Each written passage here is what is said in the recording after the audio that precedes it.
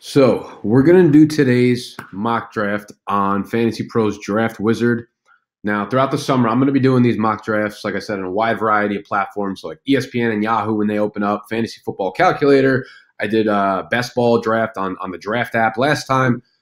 I just want to get a wide variety because I know a lot of you guys play in a lot of different leagues, a lot of different places. And right now, this early in the summer or the spring still, there aren't a lot of leagues or mock drafts that I can get into with actual people.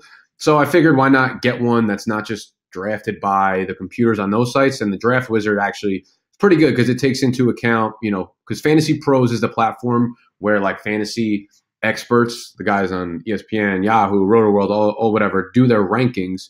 This is like the home platform for them.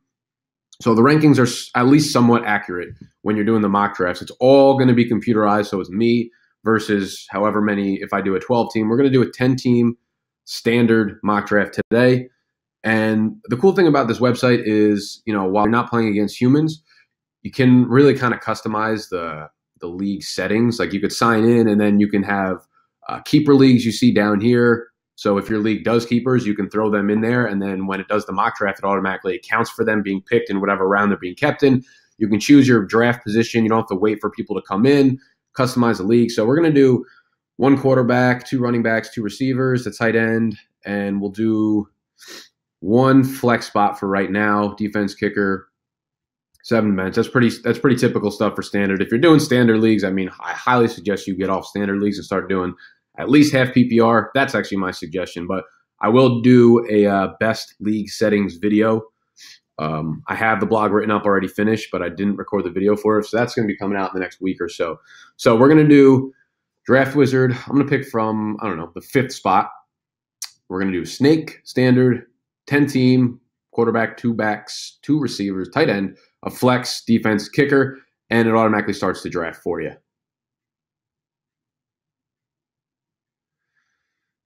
Okay, so you'll see it goes very quickly. And on the left side, here's going to be the draft log. So Bell went first, Gurley, Zeke, Antonio Brown. My pick is up. You can hide drafted players. And obviously, I'll link this in the description down below how you can get here if you want to start messing around and practice with it. You can hide the drafted players and click this little button right here. Bing, bang, boom.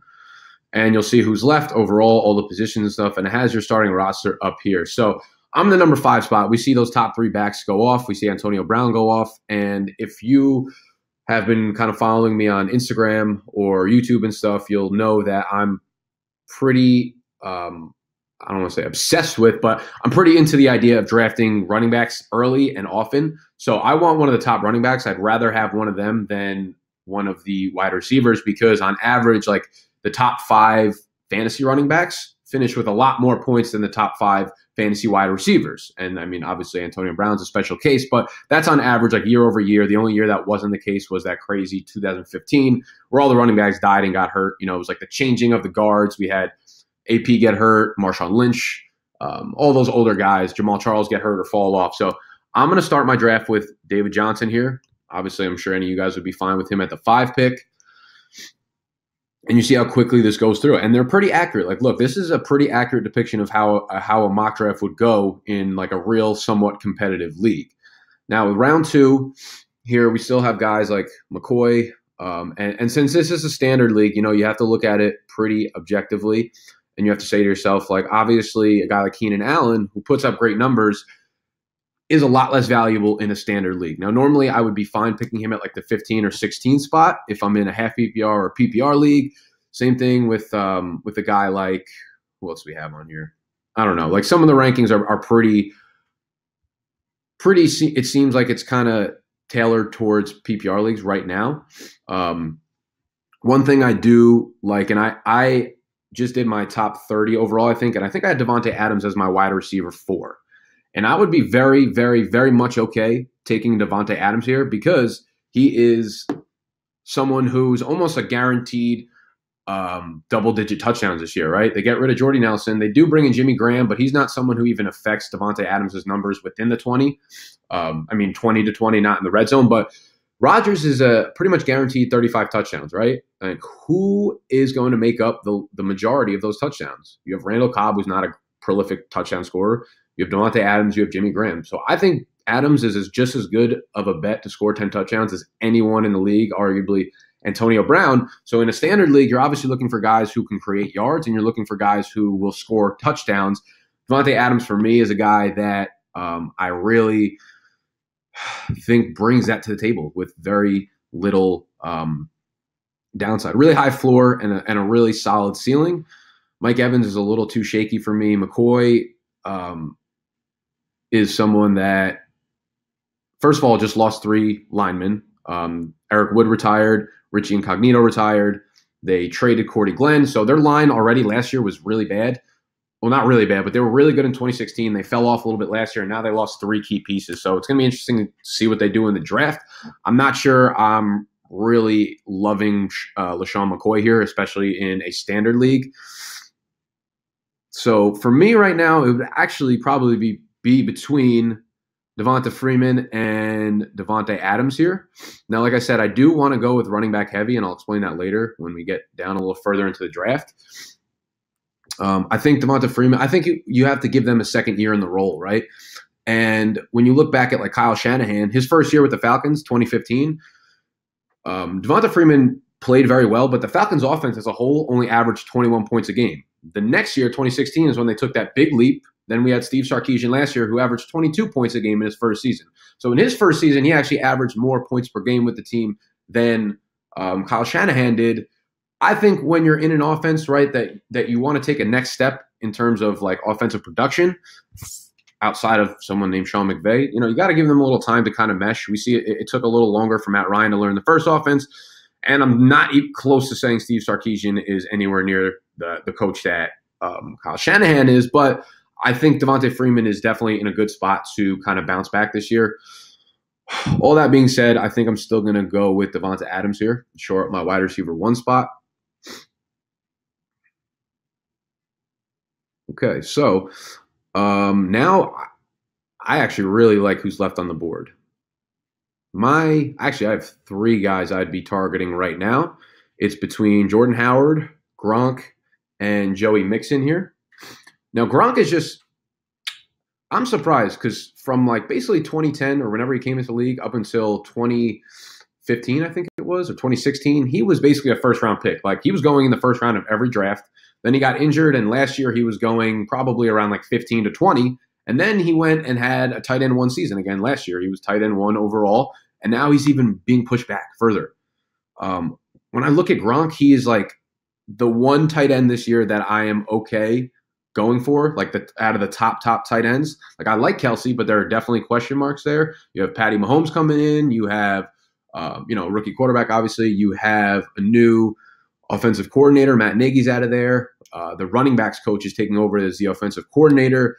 You have Sammy Watkins coming in, which is definitely going to take targets away from someone. And if anyone, I would say it's Kelsey, because both of those guys are possession guys, right? Tyreek Hill does a lot of nifty work, and Watkins is a guy who can beat you with really crisp routes, catch the ball all over the field. So I'm a little less high on Kelsey. Ertz, while he did take a huge step up, his statistics were similar to the year prior to that.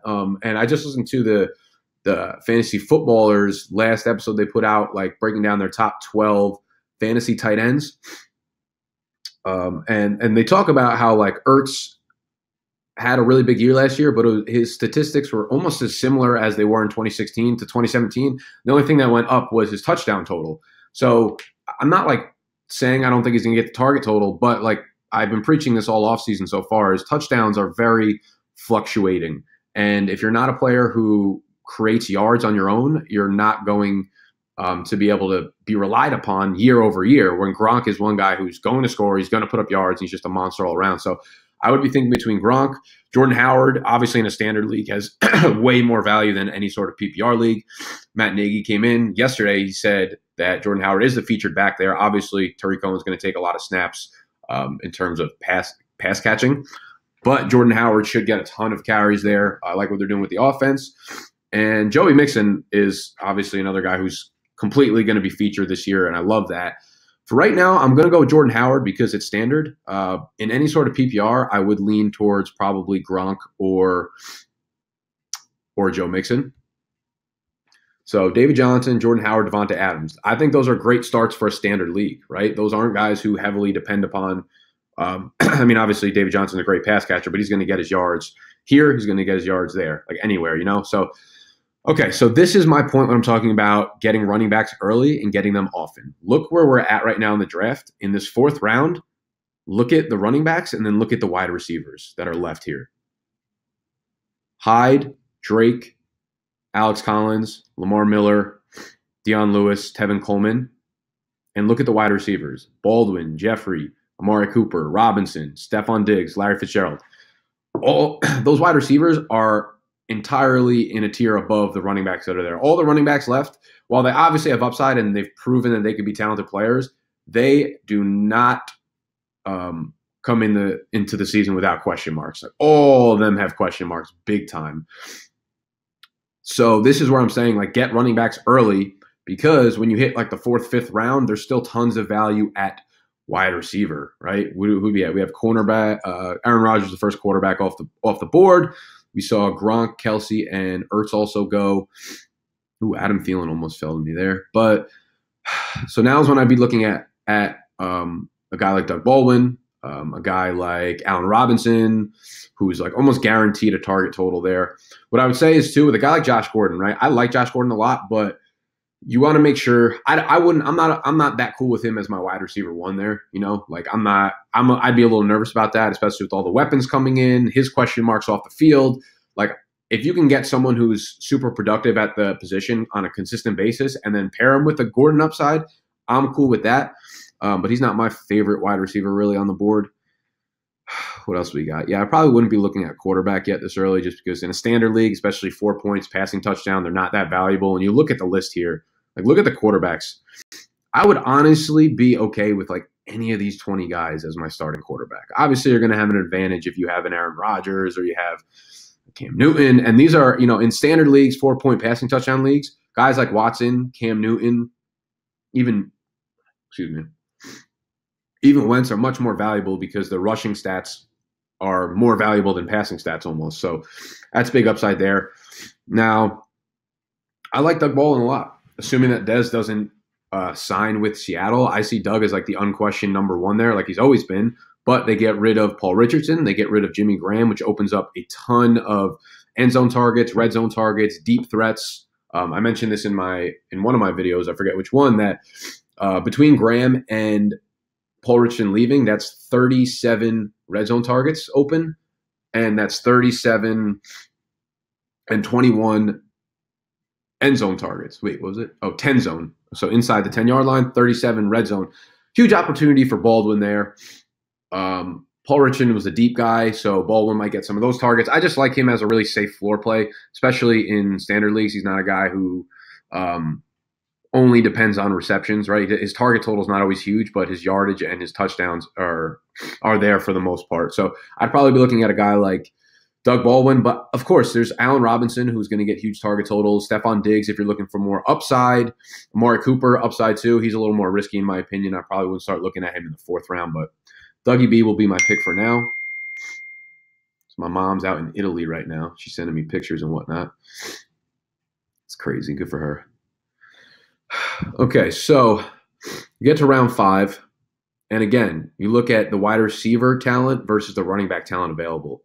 You have Stephon Diggs, Larry Fitzgerald, Josh Gordon, definitely not Dez Bryant, but those guys, I think these guys are in a tier kind of by themselves. Diggs, Fitz, Gordon, still above guys like any of the running backs on the board, you know.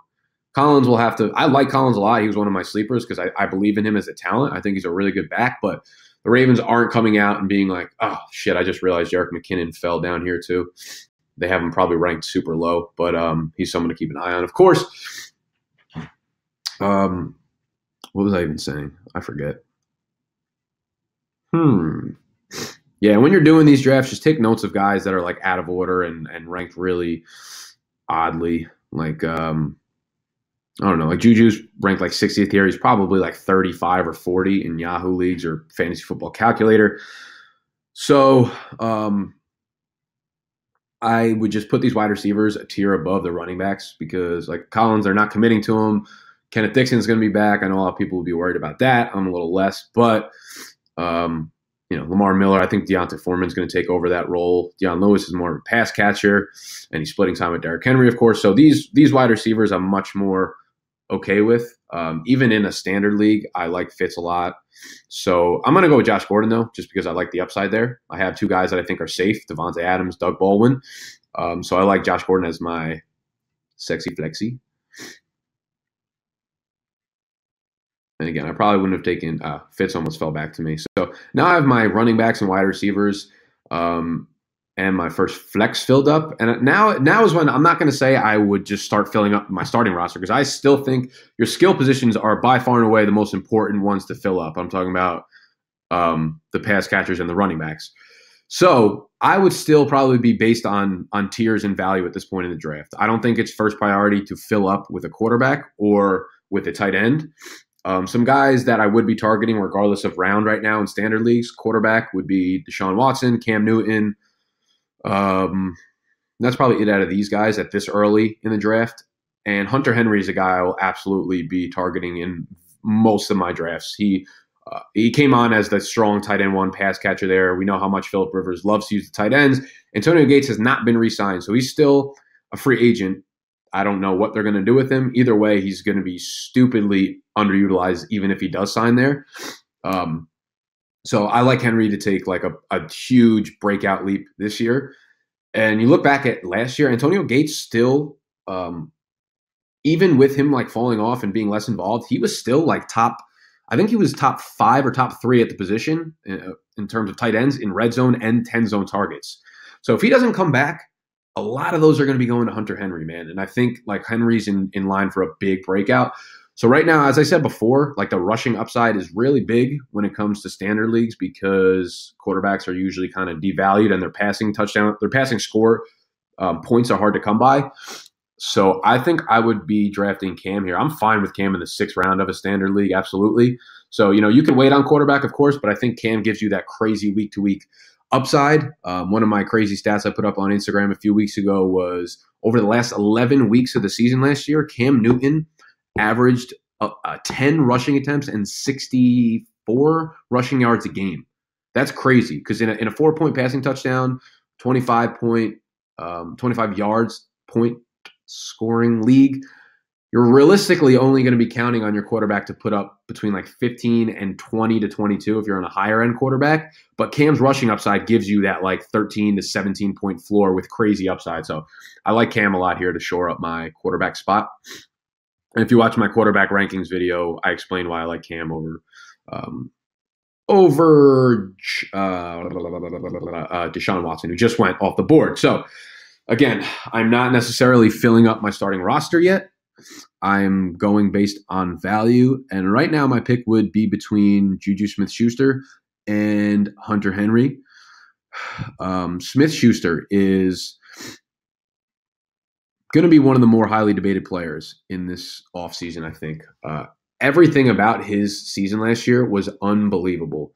When I look at the numbers, he was, I believe, the 3rd most consistent fantasy wide receiver per FF Today in terms of like yards per route, yards per target, his catch percentage, like everything about him last year was of top 8. And it was like, guys, it's basically like every statistical list, every efficiency list was like Julio Jones, Antonio Brown, DeAndre Hopkins, like Adam Thielen, and then Juju Smith-Schuster. Those kind of efficiency numbers and statistic numbers do not just drop off. He is legit, and he's here to stay. He's in great line for a big breakout year, with Antonio Brown opposite him, Le'Veon Bell in the backfield. It's like this defense, no defense can cheat against the Steelers, and it's been this way for a long time. And, he's so young. I think he's like 20. Maybe he just turned 21. He doesn't drink. He doesn't do drugs. I follow him on these social medias and stuff. All he does is play video games. He is super focused on football. He is super focused on getting better. He's just like you don't have to worry about anything with him. His main focus is going to be going into the season and just being a beast on the football field. So I really like Juju Smith-Schuster here. I'm trying to think like, when you're in a draft, you have to think, okay, so I'm looking between, Juju and I'm looking between Hunter Henry. So would the teams in between me looking to be going with wide receivers or looking to go with tight ends? So I just saw 3 tight ends go off the board here, right? But those guys are not the guys who would be picking, if my pick's here, they wouldn't be the guys in the middle rounds here. It would be other dudes. So the teams that would be picking after me probably don't have a tight end yet, which means they're probably going to be a tight end run soon. So just thinking strategically, right? Those are the things, not necessarily saying I'm going to take Henry now, but those are the things you need to be thinking about if you're deciding between two players. Those are just little tips and tricks that might help you out in a real draft situation. So right now, much as I want Hunter Henry, I think I'm pretty good at sniffing out late round tight ends and seeing who's going to break out. So I'm going to go with Juju because I think the value is just too good to pass up here, and I don't think he'll fall back to me. Yep, there goes Hunter Henry off the board. Ah, man, one pick away. So we got Juju. He's my first flex spot off the bench. Tight ends now, I look at it, Jimmy Graham, Kyle Rudolph, Jordan Reed, Jack Doyle, Burton, Eifert, Howard. Nothing there excites me at all. So I will be waiting further in the position. People's excitement about Graham, I think Graham is kind of a sucker's play this year. I mean, he's not a bad option in standard, but I just think he's going to disappoint a lot of people. If you're in like a friends and family league, there's going to be someone who picks him in like the 5th, maybe 6th round. That will not be me. So I'll be looking elsewhere for the time being. So we have most of our spots filled up except for the tight end. Now you're just strictly going based on value, or if you really like players. That was one of my mistakes last year. I think I drafted too heavily on value and not so much targeting players that I really think had like big time potential.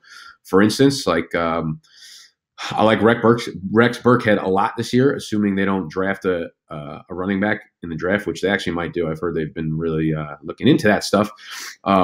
So Burkhead's a guy I'd be targeting. Thompson's value obviously takes a big hit in PPR.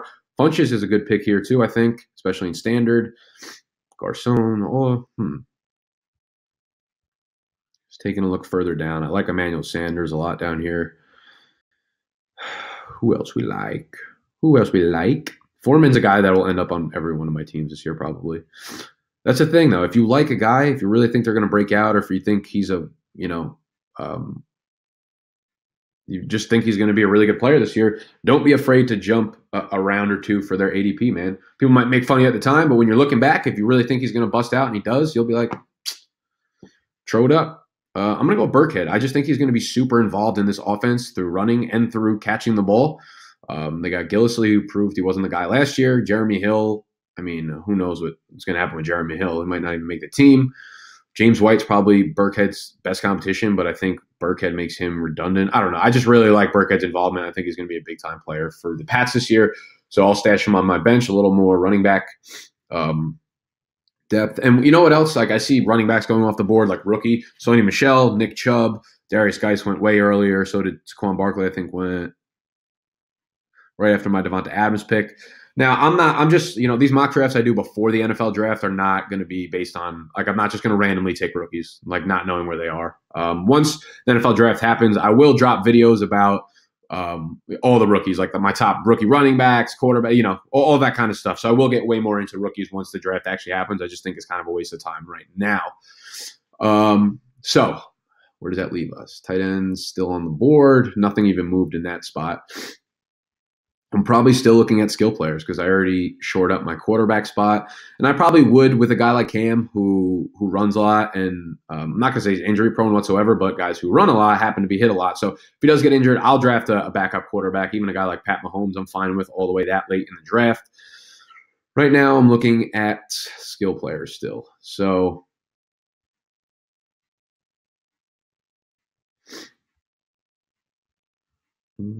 wow, this is like, I don't really like these rankings whatsoever.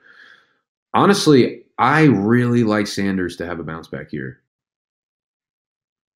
I like Sanders more, especially in standard, than who are the wide receivers going before him. Garcon's obviously a PPR monster. Parker has really not proven anything. I wouldn't take Parker there. Cooper Kupp I like, but obviously his upside is limited with Brandon Cooks coming in. Robbie Anderson, they brought in Terrell Pryor. He's still got, I don't know if he's actually cleared fully of the legal charges yet or not, but we'll have to see. So Sanders is my favorite standard wide receiver right now. Let me look a little further down. I like Nelson Aguilar a lot, especially with Alshon Jeffrey going through the rotator cuff surgery. Who knows if he's going to be ready to roll. Randall Cobb's interesting to me too, especially as a Devonta Adams owner. almost like a handcuff, sort of. Um, yeah, running backs. I mean, I like Chris Carson a lot. You'll know that, but I think I like Sanders. I mean, think about Sanders. Him and Demaryius Thomas have seasonally shared 50% of their team's targets for the last like 5 years overall, right? And that's among the tops in the league every single year. Last year, Sanders' numbers were very far down. One, because they had horrible quarterback play. Two, because he had that ankle injury, which kind of messed him up for a long period of that span. But he's consistently been a 1,000-yard receiver. Him and Demaryius Thomas, there's no suggestion of them bringing in more pass-catching weapons, right? Like they got rid of Benny Fowler's not there anymore. Anyone who anyone's ever predicted to break out on the Broncos has not, and they haven't signed any wide receivers. They bring in Case Keenum, so he's at minimum a competent quarterback that can get them the ball. So I really like Sanders to have a nice bounce-back year, and you can get him very late in the drafts. Let's see.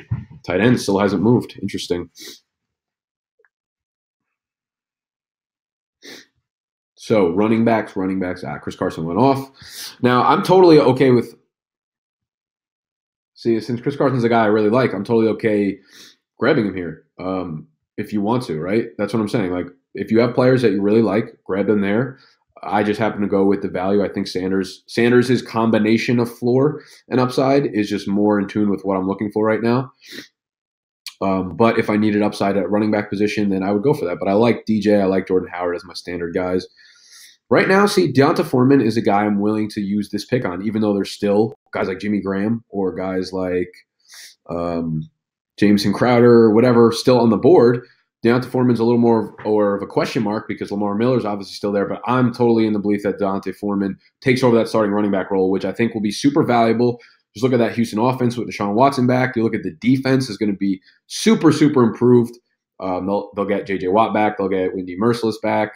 They signed Colvin, one of the top slot cornerbacks from the Jacksonville Jaguars. They brought in Honey Badger, Tyrann Mathieu. So their defense is going to be very good. And it could be a ground and pound situation, which is what we saw from Bill O'Brien the first few years that he was in Houston. So I'm going to go with D'Onta Foreman there, just an upside guy. And now is when I probably – there goes Jimmy Graham. See, obviously in round like 10, round 11, I'm fine taking Jimmy Graham because you're not really risking any draft capital. But again, there's still guys like Kyle Rudolph. Jordan Reed has the upside, but I wouldn't take Jordan Reed on any of my teams this year. But not expecting him to be my tight end one. Like if Jordan Reed dropped to like the 16th round in my friend's league or something, and I already had a tight end, I'd be totally fine using a late pick on him. But I like Trey Burton. Should be heavily involved in that Chicago offense with Matt Nagy coming over, right? We saw what he did with Travis Kelce. Trey Burton should absolutely occupy that Travis Kelce role as like an athletic pass catcher up the seams. I absolutely love George Kittle this year. He's probably like my number one late tight end sleeper coming with Jimmy G. He finished off the year really, really strong. His metric numbers off a player profile are crazy. George Kittle was like 95th percentile in 40-yard dash, weight adjusted speed score, agility, burst, catch radius, spark, a supreme athlete. So if they can use him correctly, Kyle Shanahan is a master with that stuff. So I can wait on tight end because of guys like George Kittle. You could pair George Kittle with Jordan Reed. That's a good combo. I like that combo a lot. Quarterbacks, there's still plenty of guys on the board. Like even if you wanted to pair Tyrod Taylor, I'm sorry, I'm talking a lot. So I have I like my squad so far. DJ, Jordan Howard, Devonta Adams, Baldwin, Gordon, Juju, Rex, Sanders, Foreman. Now I'd probably still be. I forgot we have to do defense and kicker and shit. Whatever. I think it's 7 bench spots, so I'd only be able to take a few more skill players. What kind of skill players do I like? There's still a lot of like decent depth at wide receiver. Marquise Goodwin. Like look at the running backs. I have no faith that Bilal Powell, like Wayne Gallman, Peyton Barber are actually going to be usable fantasy assets, and they might be, but I got no faith in them. When you got like Goodwin, Aguilar, Marquise Lee, Randall Cobb, Shard, especially, like there's still plenty of options at wide receiver, which is why, again, I really heavily suggest you go running back early and running back often, especially if you can grab a couple of those top tier guys. So I'm going to mess around and probably go with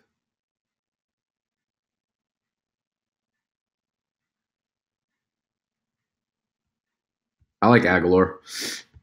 I like the fact that one, he was like just as good as Jeffrey was, way more efficient in his limited passing role. Two, I like the fact that Alshon Jeffrey has the torn rotator cuff, and he's going to miss 6 months from when I think he had it like a month or two ago. So he might, slow down a little bit. He might get off to a slow start, which means Aguilar should probably be a good fit there. They get rid of Torrey Smith. They bring in Mike Wallace. So it should be interesting to see how that works out. But I like Aguilar as like a late round sleeper guy. Still really good wide receiver depth here. Now is when I probably start looking at, in my big money league, we start keepers 10th round or later. So it'd be a little bit different of a strategy. But,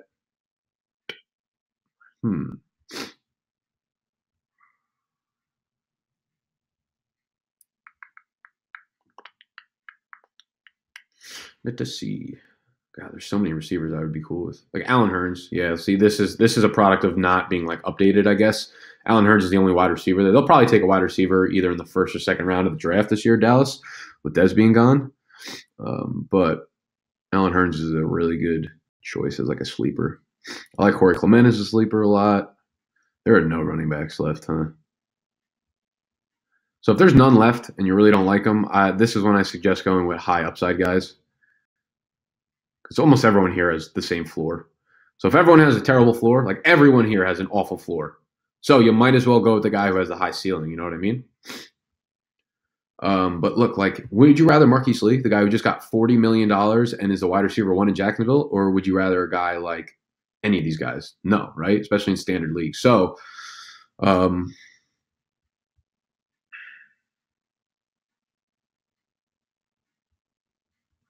I don't even know what I'm yabbering about anymore. I'll go with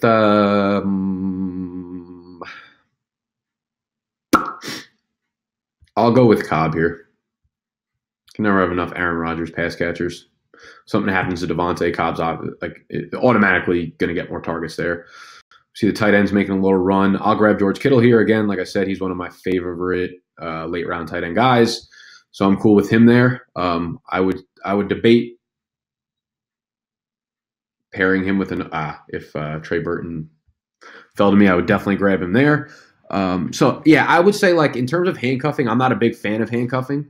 But if you take a riskier pick on a player, like I would consider George Kittle a riskier pick. Like obviously the upside's there, and I think he's going to have a really good season. But there's a very good chance that he doesn't as well. So pairing him with like a David Njoku, one of them will probably have a good season, So now we're getting late. I think I'll have one bench spot left. I'll probably use it on quarterback. Wow, Matt Ryan, really. How the mighty have fallen. So here's my take on late round quarterbacks this year. Patrick Mahomes. For a guy with crazy rushing upside, he scored 22 rushing touchdowns in his last 2 years at college. 22. Crazy rushing upside with that group of weapons is just ridiculous. Derek Carr took a huge step back last year. I don't really know what to expect from him. Nah. Tyrod, I like Tyrod a little bit. I like Dalton to have a good bounce back. I like Trubisky to take a big step forward as well. So, I love Lamar Jackson too. Obviously, I won't draft him until we know what team he's going to be playing for. So, he's a guy that I absolutely love, and I think he's going to surprise people in fantasy this year if he's a starter. I think Lamar Jackson is going to put up probably not good actual numbers, but great fantasy numbers. So, I'm going to go with Patrick Mahomes because fuck it, and this is a mock draft anyway, so nothing really matters.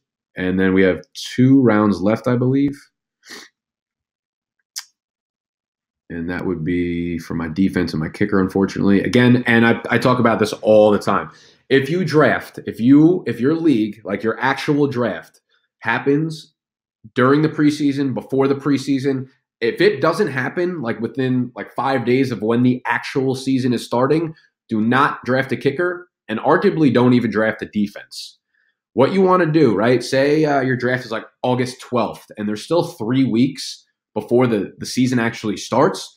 You don't want to draft a defense or a kicker because you want to draft skill players. This would be a good time to take handcuffs. This would be a good time to take a guy like Corey Clement. This would be a good time to take a guy like Spencer Ware, assuming he's back and healthy, or Austin Eckler. Because in those 3 weeks, you don't know what's going to happen to Melvin Gordon? What's going to happen to Jay Ajayi? What's going to happen to whoever? So rather than taking a kicker, which is fucking irrelevant in fantasy until the season starts, of course, I'm not saying you don't want to start one. Rather than taking that, leave him on your bench because if, for God forbid, Jay Ajayi tears his ACL, Corey Clement's value just went from a 17th round pick to a 3rd or 4th round pick, and you have him stashed on the bench. And then when the time comes right before the season kickoff and you have to drop a player for the kicker or for the defense, then obviously Clement's not going to be the guy, and it's going to be another one, but you have someone super valuable now. So I always talk about that. That's a little hack if you're someone – I always draft like 2 days before the season actually starts, so I don't worry about it. But I know a lot of you guys draft during the summer, earlier in the summer. So that's a little tip or trick. And defensive-wise, I'm a streamer. I always stream defenses. I don't take the top guys because they're super hard to predict. I would say just look at week 1 schedules, see who's going to be playing against like the worst offenses, and then just try to take that team as long as they're like a good defense actually. So that's my mindset on defenses. But I would be fine not drafting a defense or a kicker and using skill players up until right before the season, then drop them and go. But for now, I'm not going to do that. Just to fill up my roster. The Eagles defense should be silly good this year. Bring in Michael Bennett and all these mother suckers. And go with the kicker to round out a team. Kickers just always go with who's going to be a high scoring offense. Jake Elliott, I think. Why not? All the special teams in Philly. So that's going to wrap up the draft. Dude, get out of my sick, dude. C-. And people, don't fret about your draft grades on Yahoo, or these things are awful always. That's my final team. You can see it right here in the top right. So we have Cam. And before I get into that, I want to say my draft guide, I do an ultimate draft guide, completely interactive magazine online, is available for pre-order. It'll be the first link in the description. It's going to come with a ton of stuff. It's going to come with my top sleepers, busts, 250 overall rankings, positional rankings by tiers, rookie rankings, my Bible going position by position strategy. I'm also going to update it throughout the summer. It'll be updated every single week. So when things change, the draft guide will also change. Completely interactive, exclusive content in there that you won't get anywhere else. I'm also going to do, I think, something cool that someone suggested to me. Like each week, I'm going to take the 5 biggest news pieces or the 5 biggest pieces of news that came out for fantasy the prior week, and then do a little write-up on each one and have that updated weekly into the thing, and take like the top 3 or 5 most frequently asked questions that I get from the prior week and update that in the draft guide. So pre-order the draft guide. Link is down below. If you get it before July 1st, you're getting it at a discounted price. The price will go up after July 1st. So make sure you check that out down below. Subscribe to the channel if you're new. Thumbs up if you enjoyed the video. So my final team, Cam, David Johnson, Jordan Howard, Devontae, Doug Baldwin, George Kittle, Josh.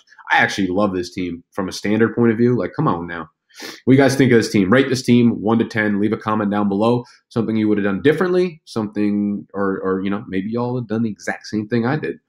Let me know how you feel, and I will see y'all next video.